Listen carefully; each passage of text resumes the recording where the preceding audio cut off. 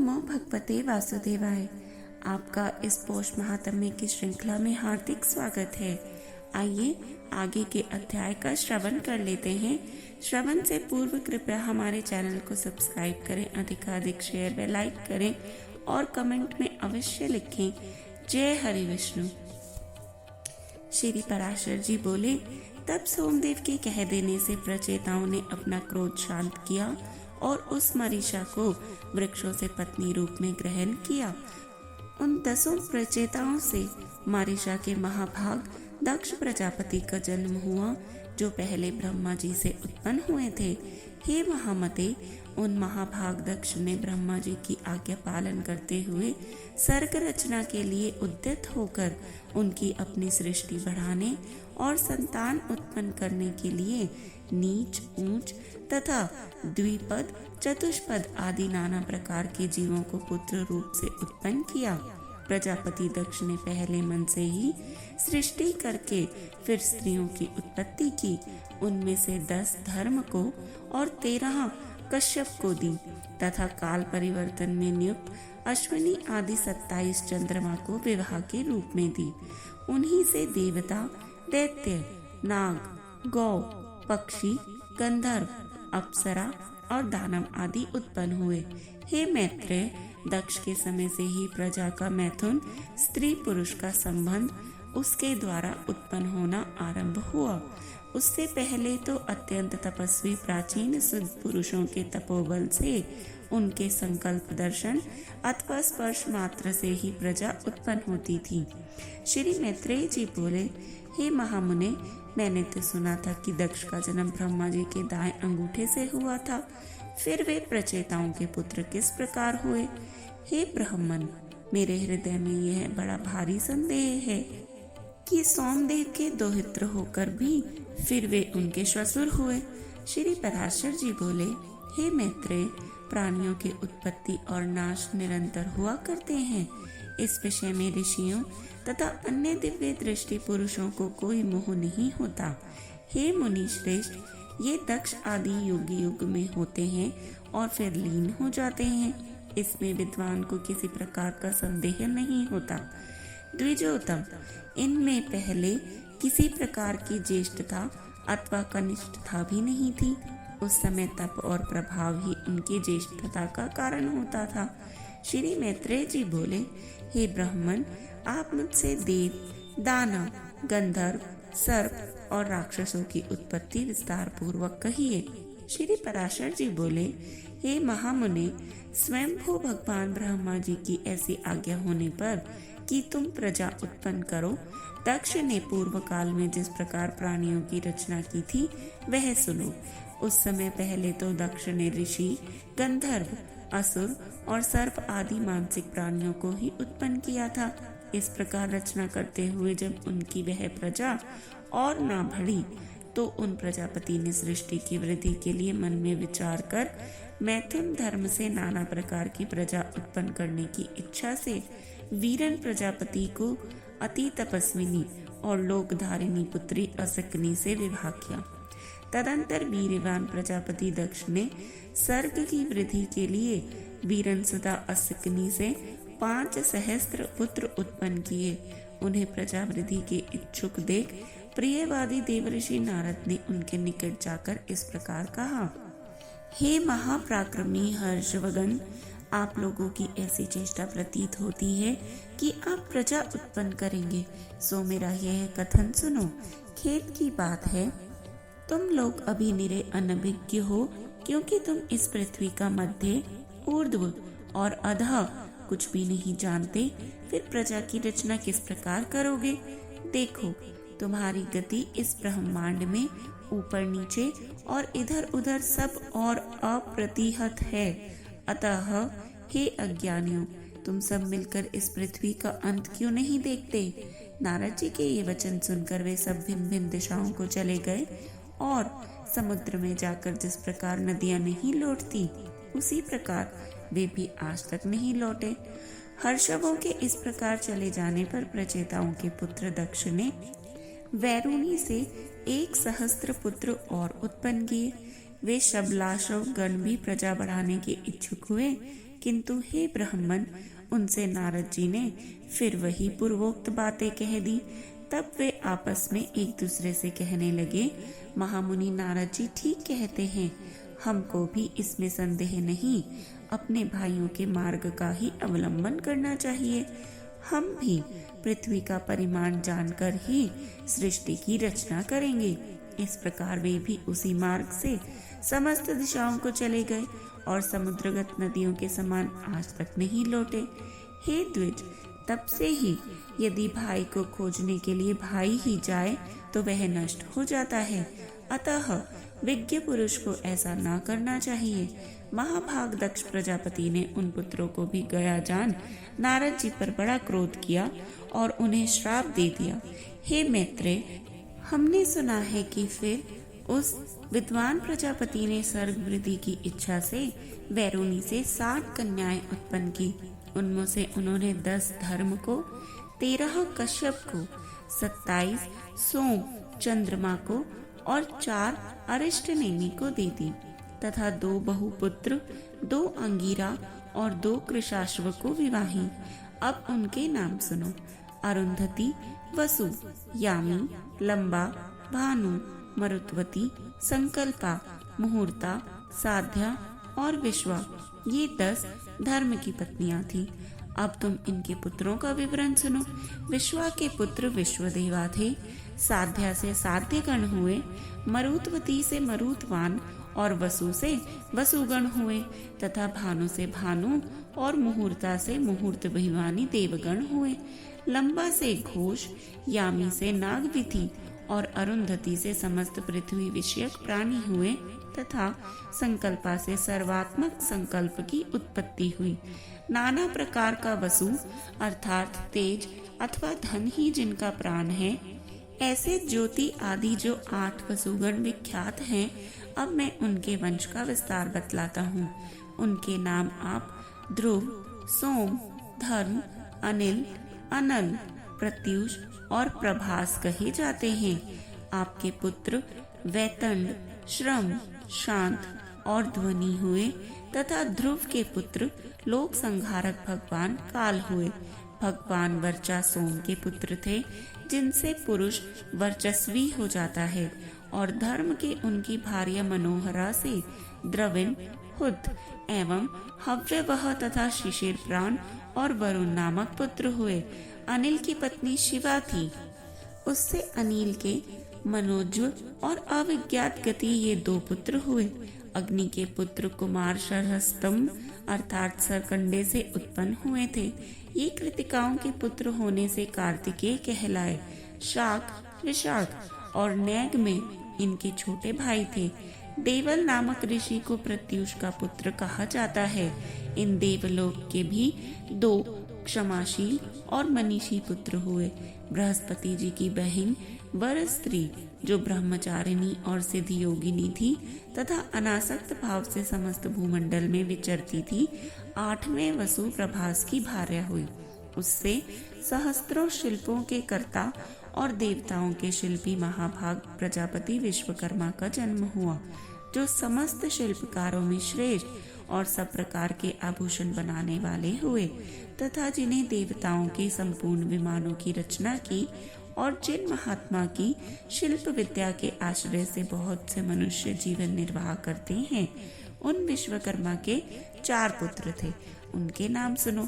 वे थे अजैक पद, अहिर्बंध्यु, त्वष्टा और परम पुरुषार्थी रुद्र। उनमें से त्वष्टा के पुत्र महातपस्वी विश्वरूप थे।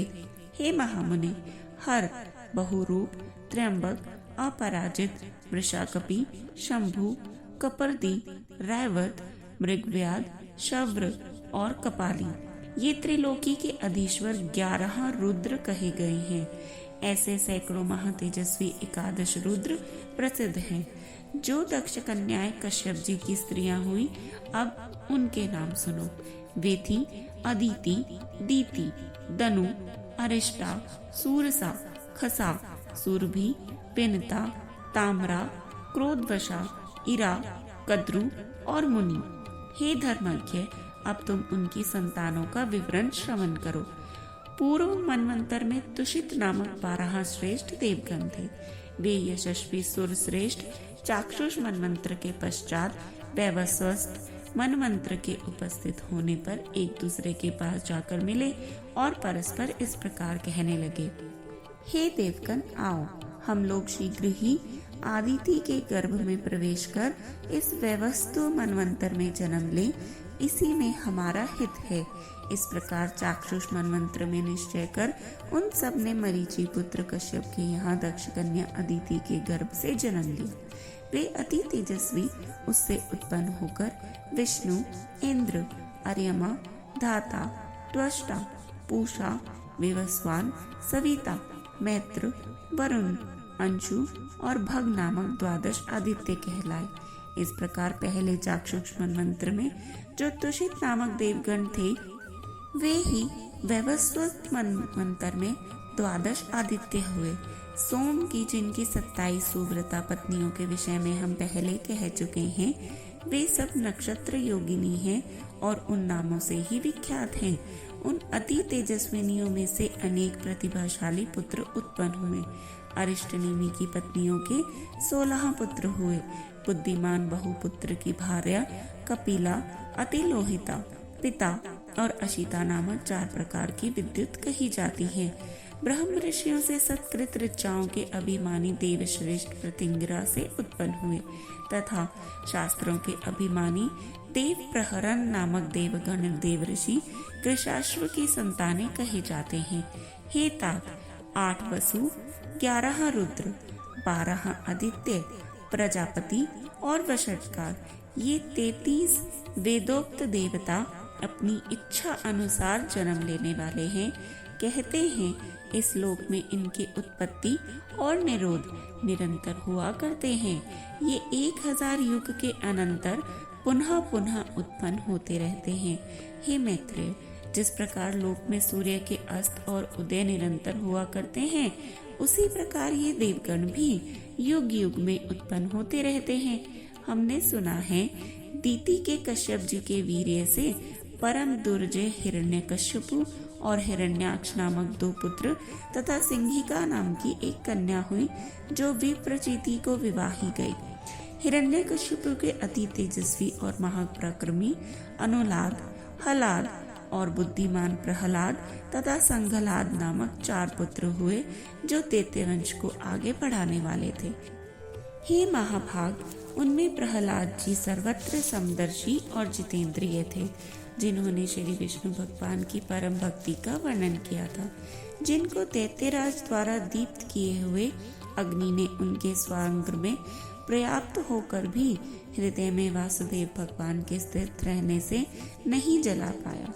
जिन महाबुद्धिमान के पाशबद्ध होकर समुद्र के जल में पड़े पड़े इधर उधर हिलने डुलने से सारी पृथ्वी हिलने डुलने लगी थी, जिनका पर्वत के समान कठोर शरीर सर्वत्र भगवचित रहने के कारण दैत्यराज के चलाए हुए अस्त्र शस्त्रों से भी छिन्न भिन्न नहीं हुआ। दैत्यराज द्वारा प्रेरित विषाग्नि से प्रज्वलित मुख वाले सर्प भी जिन महातेजस्वी का अंत नहीं कर सके, जिन्होंने भगवत स्मरण रूपी कवच धारण किए रहने के कारण पुरुषोत्तम भगवान का स्मरण करते हुए पत्थरों की मार पड़ने पर भी अपने प्राणों को नहीं छोड़ा। स्वर्ग निवासी दैत्यपति द्वारा ऊपर से गिराए जाने पर जिन महामती को पृथ्वी ने पास जाकर बीच ही में अपनी गोद में धारण कर लिया, चित्त में श्री मधुसूदन भगवान के स्थित रहने से दैत्यराज का नियुक्त किया हुआ सबका शोषण करने वाला वायु जिनके शरीर में लगने से शांत हो गया, दैत्येंद्र द्वारा आक्रमण के लिए नियुक्त उन्मत्त दिग्गजों के दांत जिनके वक्षस्थल में लगने से टूट गए और उनका सारा मद चूर्ण हो गया, पूर्व काल में दैत्यराज के पुरोहितों की उत्पन्न की हुई कृत्या भी जिन गोविंद दास सख्त चित्त भक्तराज के अंत का कारण नहीं हो सकी, जिनके ऊपर प्रयुक्त की हुई अति मायावी शंबरासुर की हजारों मायाएं श्री कृष्ण चंद्र के चक्र से व्यर्थ हो गईं, जिन मतिमान और निम्रत्सर ने दैत्यराज के रसोइयों के लिए लाए हुए हलाहल विष को निर्विकार भाव से पचा लिया, जो इस संसार में समस्त प्राणियों के प्रति समान चित और अपने समान ही दूसरों के लिए भी परम प्रेम युक्त थे, और जो परम धर्मात्मा महापुरुष सत्य एवं शौर्य आदि गुणों की खानी तथा समस्त साधु पुरुषों के लिए उपमान स्वरूप हुए थे। श्री मैत्रेय जी बोले, आपने महात्मा मनुपुत्रों के वंशों का वर्णन किया और यह भी बताया कि इस जगत के सनातन कारण भगवान विष्णु ही हैं, किंतु भगवान आपने जो कहा कि दैत्य श्रेष्ठ प्रहलाद जी को ना तो अग्नि ने ही भस्म किया और ना उन्होंने अस्त्र शस्त्रों से आघात किए जाने पर ही अपने प्राणों को छोड़ा, तथा पाशबद्ध होकर समुद्र के जल में पड़े रहने पर उनके हिलते डुलते हुए अंगों से आहत होकर पृथ्वी टगमगाने लगी और शरीर पर पत्थरों की बौछार पड़ने पर भी वे नहीं मरे। इस प्रकार जिन महाबुद्धिमान का आपने बहुत ही महात्म्य वर्णन किया है, हे मुने, जिन अति तेजस्वी महात्मा के ऐसे चरित्र हैं, मैं उन परम विष्णु भक्त का अतुलित प्रभाव सुनना चाहता हूँ। हे मुनिवर, वे तो बड़े ही धर्म परायण थे, फिर दैत्यों ने उन्हें क्यों अस्त्र शस्त्रों से पीड़ित किया और क्यों समुद्र के जल में डाला? उन्होंने किस लिए उन्हें पर्वतों से दबाया? किस कारण सर्पों से डसाया? क्यों पर्वत शिखर से गिराया और क्यों ही अग्नि में डलवाया? उन महादैत्यों ने उन्हें दिग्गजों के दांतों से क्यों रुंधवाया और क्यों सर्वशोषक वायु को उनके लिए नियुक्त किया? हे मुने, उन पर दैत्य गुरुओं ने किस लिए कृत्या का प्रयोग किया और शंबरासुर ने क्यों अपनी सहस्त्रों मायाओं का वार किया? उन महात्मा को मारने के लिए दैत्यराज के रसोइयों ने, जिसे वे महाबुद्धिमान पचा गए थे, ऐसा हलाहल विष क्यों दिया? हे महाभाग, महात्मा प्रहलाद का यह संपूर्ण चरित्र, जो उनके महान महात्म्य का सूचक है, मैं सुनना चाहता हूँ। यदि दैत्यगण उन्हें नहीं मार सके तो इसका मुझे कोई आश्चर्य नहीं है, क्योंकि जिसका मन अनन्य भाव से भगवान विष्णु में लगा है, उसको भला कौन मार सकता है? आश्चर्य तो इस चीज का है कि जो नित्य धर्म परायण और भगवत आराधना में तत्पर रहते थे, उनसे उनके ही कुल में उत्पन्न हुए दैत्यों ने ऐसा अति दुष्कर द्वेष किया, क्योंकि ऐसे समदर्शी और धर्मभीरू पुरुषों से तो किसी का भी द्वेष होना अत्यंत कठिन है। उन धर्मात्मा महाभाग मत्सरहीन विष्णु भक्त को दैत्यों ने किस कारण से इतना कष्ट दिया, सो आप मुझसे कहिए। महात्मा लोग तो ऐसे गुण संपन्न साधु पुरुषों के विपक्षी होने पर भी उन पर किसी प्रकार का प्रहार नहीं करते, फिर स्वपक्ष में होने पर तो कहना ही क्या है। इसलिए हे मुनि श्रेष्ठ, यह संपूर्ण वृतांत विस्तार पूर्वक वर्णन कीजिए। मैं उन दैत्यराज का संपूर्ण चरित्र सुनना चाहता हूँ। जय हरि विष्णु। आगे की इस श्रृंखला में भक्त प्रहलाद और हिरण्यकशिपु के बारे में वृतांत सुनने के लिए तत्पर हुए भक्तों को नमस्कार, और कृपया हमारी श्रृंखला से जुड़े रहें। आपको सारा वृतांत अच्छे से सुनाया जाएगा और जपते रहें हर हर महादेव।